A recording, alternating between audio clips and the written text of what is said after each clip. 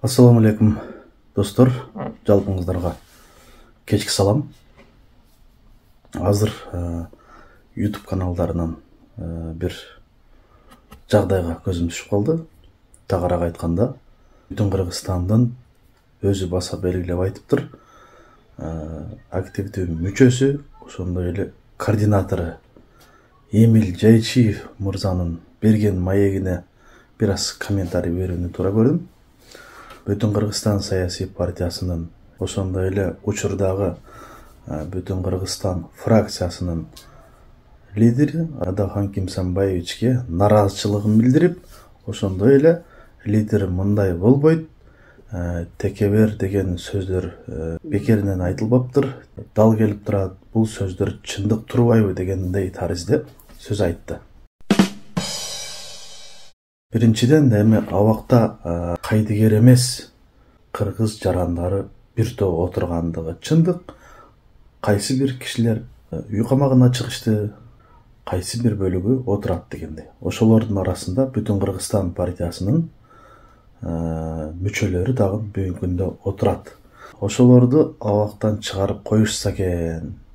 Мен ушул эфир аркылуу дейт, өлкө башчы Садыр Нуркожоевичтен, ошондой эле Камчыбек Кыдыршаевичтен дагы кечирим сурайын деп. Кечирим сурай тургандай бир кылмыш ишин аткарыштыбы? Учурда абакта отурган кишилер мыйзамга карама каршы кадамдарга барышты беле деген суроону талдап алып туруп, анан ой жүгүртсөк жакшы болот да. Биринчиден, өздөрү дагы буга чейин айтып жүрүшкөн, бул кемпирабад маселеси боюнча ар бир кайдыгер эмес кыргыздын инсаны катары көп кишилер нараазычылык пикирлерин айтып чыгышкан. Ошонун айынан абакта отурушат. Биз билгенден ушул эле, башка эч кандай же болбосо бирөө менен согушуп, жана башка мыйзамга карама каршы эч кандай кадамдар шилтенген жок. Болгон ошол. Эмне үчүн Эмиль Жайчиев мырза кечирим сурайм деп эркулданып турат, мен ушуга түшүнгөн жокмун. Кечирим сурай турганда эмне болду эле? Балким адашып калышкандыр, адашпаган жан жок дейт. Кемпирабадты колдогон үчүн бул адашкандык болуп эсептелеби? Же болбосо кайсы бир кишинин конкреттүү аты жөнүн айтып туруп, ушундай иштерди жасагандыгы үчүн мен кечирим сурайм, ошол туура эмес сөздөрдү сүйлөдү деп туруп, же баса белгилеп айтсаңыз туура болмок да. Эфирге келген киши, айрыкча жигит киши, кайсы бир теманын алкагында элге жеткендей кылып туруп, маңызын чыгарып, ар бир кыргыздын атуулу кеңири түшүнгөндөй маек берсеңиз туура болмок да.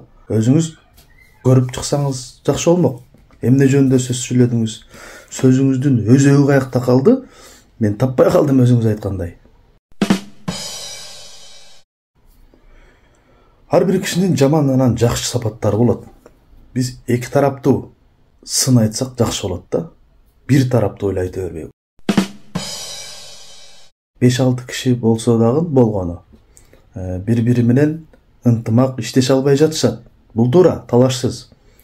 Бирок ыйманды да көрбөдүм, мыйзамды да көрбөдүм, тазалыкты да көрбөдүм деп бир аз аша чаап кеткендей болуп калдыңыз да. Мына ошон үчүн биз оңолбойбуз. Бирөөнү мактасаңар, бирөөтөлө асманга учуруп жибересиңер. Туура эмес сапаттары болсо, аны артка таштап коесуңар. Анан бир аз силерге көңүл бурбой койсо, анан айтып чыгасыңар. Жакшы жагын дагы, терс жагын дагы ар дайым чогуу бирдей көз карашты айтып жүрсөңөр, ушул нерсе, ушул мүчөлүктөр болмок эмес.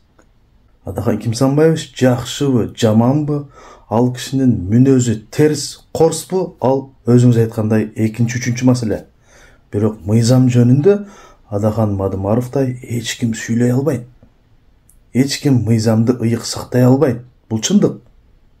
Ушул жерден адашып калдыңыз. Бир аз даярданып келсеңиз болмок да. Мен бул сөздү сүйлөбөй деле коймокмун.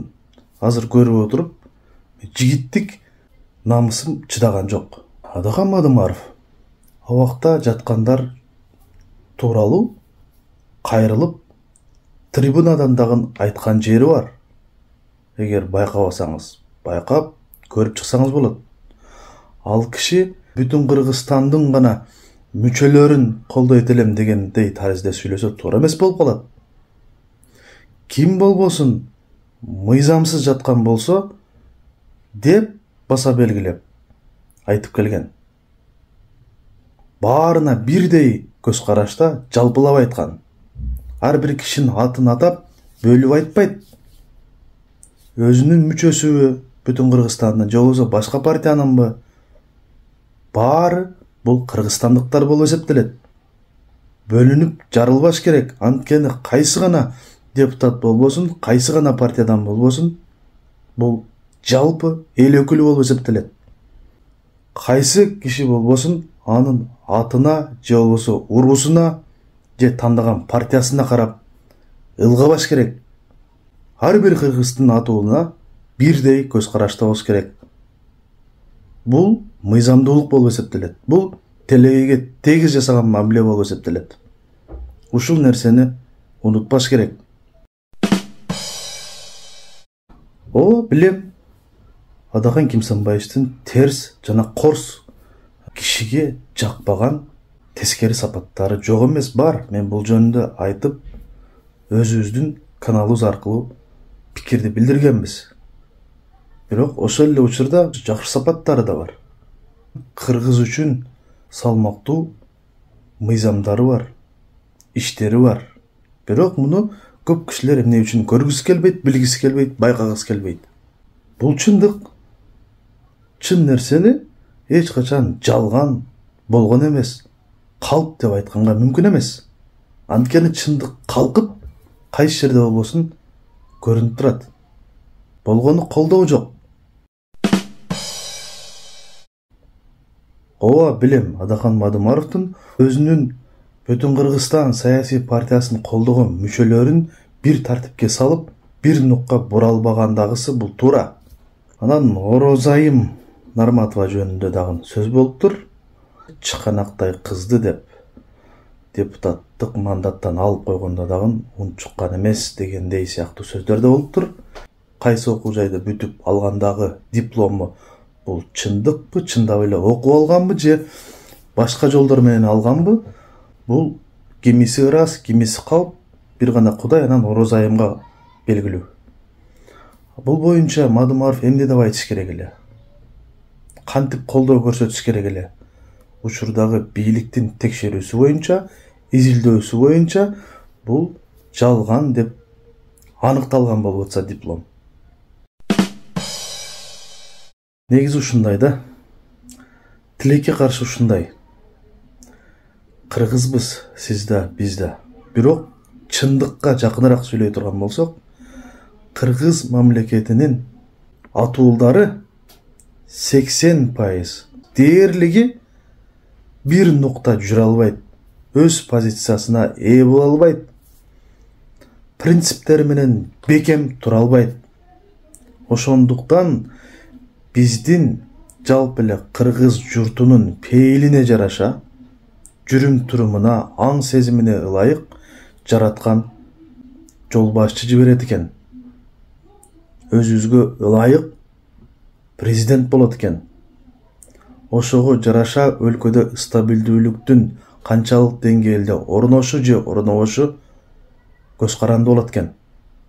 Жалпы кыргыз элинин өзүнүн пейилине, каалоосуна жараша болуп жатат деп биз түшүнсөк туура болот экен.